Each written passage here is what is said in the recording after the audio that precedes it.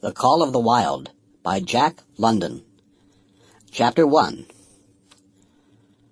Into the primitive, old longing's nomadic leap, chafing at custom's chain, again from its brumal sleep, wakens the ferrying strain.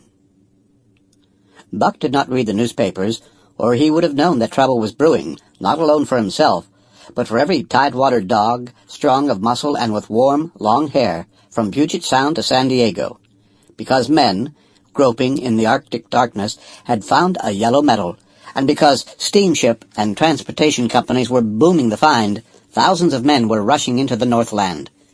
These men wanted dogs, and the dogs they wanted were heavy dogs, with strong muscles by which to toil and furry coats to protect them from the frost.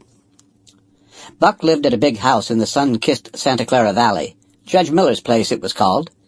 It stood back from the road, half hidden among the trees, through which glimpses could be caught of the wide, cool veranda that ran around its four sides. The house was approached by gravelled driveways, which wound about through wide-spreading lawns and under the interlacing boughs of tall poplars. At the rear things were on an even more spacious scale than at the front.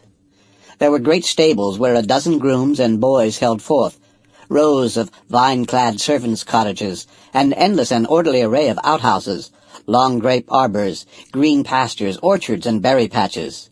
Then there was the pumping plant for the artesian well, and the big cement tank, where Judge Miller's boys took their morning plunge and kept cool in the hot afternoon.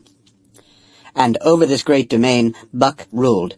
Here he was born, and here he had lived the 4 years of his life. It was true there were other dogs.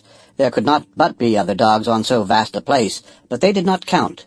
They came and went, resided in the populous kennels, or lived obscurely in the recesses of the house after the fashion of Toots, the Japanese pug, or Isabel, the Mexican hairless, strange creatures that rarely put nose out of doors or set foot to ground. On the other hand, there were the fox terriers, a score of them at least, who yelped fearful promises at Toots and Isabel looking out of the windows at them, and protected by a legion of housemaids armed with brooms and mops. But Buck was neither house dog nor kennel dog. The whole realm was his. He plunged into the swimming tank, or went hunting with the judge's sons.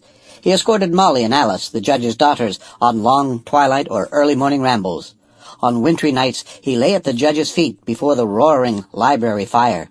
He carried the judge's grandsons on his back, or rolled them in the grass and guarded their footsteps through wild adventures down to the fountain in the stable yard, and even beyond, where the paddocks were and the berry patches.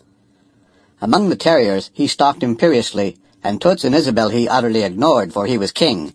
King over all creeping, crawling, flying things of Judge Miller's place, humans included. Sample complete. Ready to continue?